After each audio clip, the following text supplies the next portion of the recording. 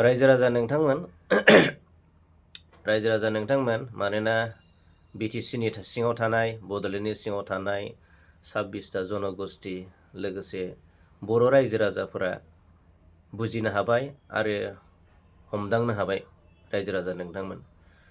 मानोना बिपिएफ पार्टियाव थानाय माखासे वर्कार्सनिफ्राय लानानै सिनियरनिफ्राय लानानै जुनियर माखासे बिथांमोननि जि साननाय हनायफ्रा ओरैबायदि गोग्लैसोनाय ओरैबायदि माने थार्ड क्लास बेयो फोरमान जाबाय रायजो राजा नोंथांमोन। मानोना रान्दि बिमा बर' आइजोफोरनि गाबनाय मेगनाव मोदै गनाय बे दुखुआनो फोरमान होबाय रायजो राजा नोंथांमोन। रान्दि बिमा बर' आइजोनि गाबनाय बर' बिमानि गाबनाय बेफोरनो फोरमान होदों रायजो राजा नोंथांमोन।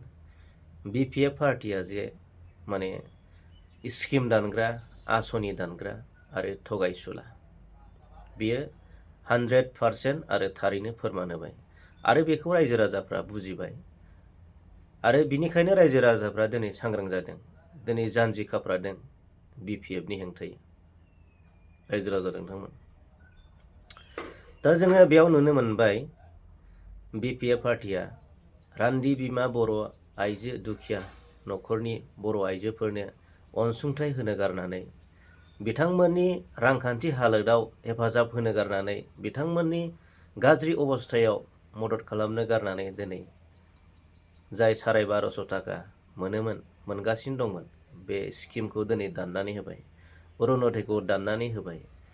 बियो बेसेबां गोग्लैसोनाय आरो बेसेबां माने गुसेब गोसोनि जानो हागौ रायजो राजा नोंथांमोन।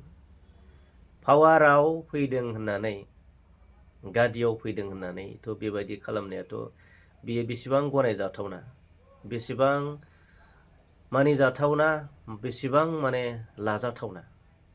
थ' बियो जोबोद माने साननो गोनां रायजो राजा नोंथांमोन। बेनिखायनो रायजो राजाफ्रा दिनै जानजि खाफ्रादों आरो सांग्रां जादों। लाइमोनफोरखौ थगायबाय बिपिएफ पार्टिया।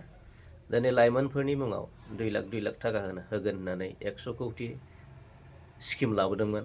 नाथाय सोर साबैसे लाइमोनफोरनो बिथांमोना होखो? 2 लाख सोना होनानै 1.5 लाख लांफिननाय नोंथांमोना नुनो मोनबाय कल रेकर्डनि गेजेरजों। थ' बेयाव मोनसे गिदिर थगायनाय। लाइमोनफोरा दिनै खुद्रिदों, लाइमोनफोरा दिनै दुखु मोनदों।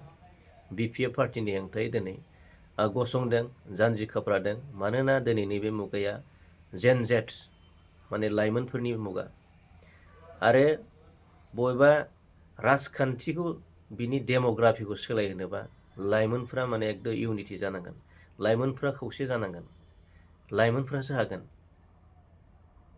दिनै बबेबा सरकारा जुदि लाइमोनफोरनि जेबो स्किम गैया, लाइमोनफोरनि जौगानायनि जेबो आसनि गैया, जेबो बिथांखि गैया, बे सरकारा जुदि जेबो खामानि गैयाब्ला, जुदि लाइमोनफोरनि जौगानायनि जुदि खामानि मावनायनि जेबो स्किम गैयाबा, आसनि गैयाबा, बिथांखि गैयाबा, बे बर' हारिया रायजो राजा नोंथांमोन गोथाङैनो गोथै होननानै जोङो सानना लानांगोन। थ' बेयो जोबोद दुखुनांथावना। बिथांमोना बुंदों बिपिएफ सरकार फैनायनि मास मोनबायावनो माने बिपिएफ सरकारनि दिनाव माने रायजो राजाफोरा थार गोजोननाय, थार रंजानाय, जेनुइन पिस, रियेलि हेपिखौ मोननो हादों होननानै बुंदों। नाथाय बियो नंखाय रायजो राजा नोंथांमोन, बियो नंखाय। बियो माने बिराद गिदिर थगायनाय। माने बेफोर मोनसे स्ट्रेटेजि, माने राजखान्थिनि मोनसे स्ट्रेटेजि, माने रायजो राजाफोरखौ जानला मोनला बाथ्रा बुंनानै माने फिदिंनो नाजानाय। दानि जुगाव रावबो जाम्बा गैला, नङा होमबा? सोरबा फिदिंजाग्रा दंबावो जानो? रावबो फिदिंजाग्रा गैला आरो रायजो राजाफ्रा बुजिबाय, मोनथिबाय बिपिएफ पार्टिया स्किम होग्रा नङा, स्किम दानग्रा सरकार।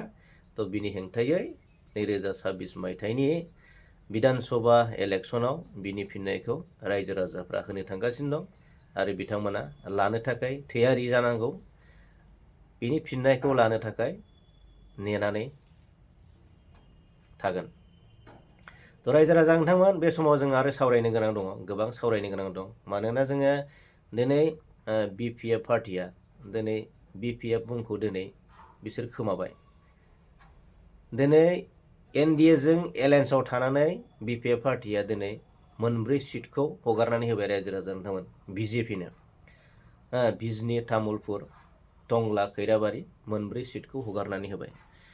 दा जोङो साननो गोनां आरो रायलायनो गोनां बाथ्राया बेसो, सावरायनो गोनां बाथ्राया बेसो रायजो राजा नोंथांमोन, लोगोसे लाइमोन सेंग्रा सिख्ला नोंथांमोना सांग्रां जानाया मोजां आरो बिनि थाखाय नोंथांमोनाबो थियारि जानाया मोजां।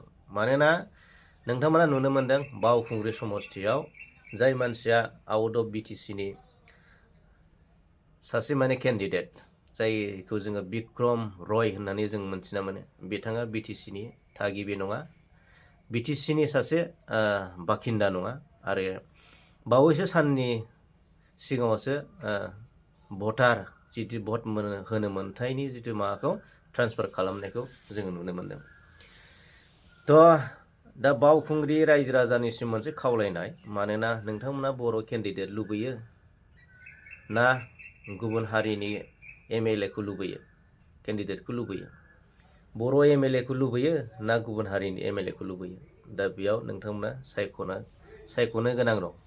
आरो जेब्लाबो जोङो गावनि हारिनि जुदि MLA थायोब्ला बे जोंनि हारिनि थाखायनो मोजां खामानि मावगोन। आरो जुदि गुबुना जुदि MLA जानानै फैयोबा एसेमब्लियाव थाङोब्ला बर' हारिनि जानानै बे एसेमब्लियाव मालाबाबो मोजां खोथा बुंनाय नङा, बर' हारिनि जानानै बाथ्रा बुंनाय नङा। मानोना बर' हारियाव दिनैसिमबो इसुआनो जोबाखै। फारफ्रोमबो बिथिंनिफ्राय बर' हारियाव माखासे जेंना दङ, इसु दङ। दा बेफोरनि जेंनाखौ बे MLAआ बुंनाय नङा रायजो राजा नोंथांमोन। थ' बिनिखायनो खावलायबाय जाहाथे रुपम रायनि जायगायाव बावखुंग्रिनि रायजो राजाफोरा जाहाथे जोंहा प्रतिभा ब्रह्म बायद' दङ, नोंथांमोना ट्रेक्टरनि सावगारियाव होनानै प्रतिभा बायद'नो जाहाथे नोंथांमोना भट होयो। थ' बे आंनि खावलायनाय। थ' बे समाव जों फैयै नुबोबाय 4 नं ना 3 नं जिथुनाखि क'क्राझार 3 नं क'क्राझाराव जोंहा लरेन्स इस्लारि दङ आरो लोगोसे अपजिसनाव दङ शेवलि, नामखौ बारा थाब गोसोआव फैया, शेवलि मेडाम। थ' बेयावबो मोनसे ओरैबायदि मोनसे चेलेन्ज आरो प्रत्याह्बान जोंनि थाखाय रायजो राजा नोंथांमोन। मानोना जाय मानसिया दिनै प्राइमारियाव बिबान गैया, आनसलिकआव बिबान गैयामोन, डिस्ट्रिक्टआव बिबान गैया, सेन्ट्रेलाव बिबान गैया, माने ग्रास लेभेलनिफ्राय रायजो राजाफोरखौ माने सिबिबोनायनि जेबो माने बेनाव अभिगता गैया, जेबो एक्सपिरियेन्स गैया। बेफोर मानसिफ्रा बैबायदि केन्डिडेटआ दिनै सासे BTCनि चिफ मानगिदा हाग्रामा महिलारिनि चिफ जानायनि थाखाय दिनै बे केन्डिडेट जानो हादों। आरो जेबो अभिगता गैयाबा रायजो राजाखौ सिबिनायनि, दिनै बिथाङा रायजो राजाखौ माबायदि सिबिगोन MLA जानायनि उनाव? बे जोबोद साननो गोनां। आरो मानव गेदेर हाग्रामा महिलारिनि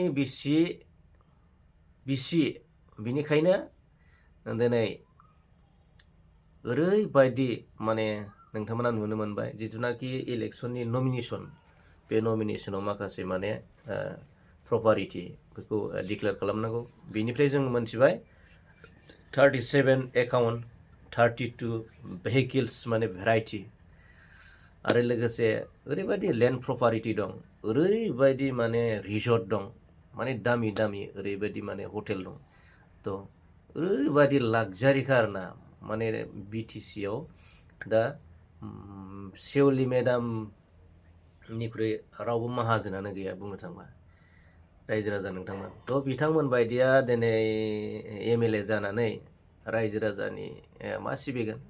थ' बेयाव रायजो राजाफ्रा फोथायनो हायाखै। आरो रायजो राजाफ्रा आरो फोथायनायखौबो लानो नाङा, नोंथांमोननि सेराव दङ, नोंथांमोननि खाथियाव दङ मानाव गेदेर जोंहा सिगाङावबो MLA जाखांनाय लरेन्स इस्लारि, बिथाङा नोंथांमोनजों नांजाबनानै दं, नोंथांमोनजों अरायबो दुखु सुखु सिगांनिफ्राय नोंथांमोनखौ नायबोगासिनो दं। नोंथांमोना बिथांनोनो जाहाथे भटखौ होयो। रायजो राजानिसिम बयनिसिम खावलायनाय थाबाय। आरो रायजो राजाफ्राबो बयबो मोनथिखाबाय सोरनो भट होनांगौ सोरनो भट होनाङा। थ' दिनैनि भिडिअखौ बेखिनियाव दोनथ'बाय। गोजोन्थों, थेंक इउ, लाभ इउ अल। जय हिन्द, जय भारत।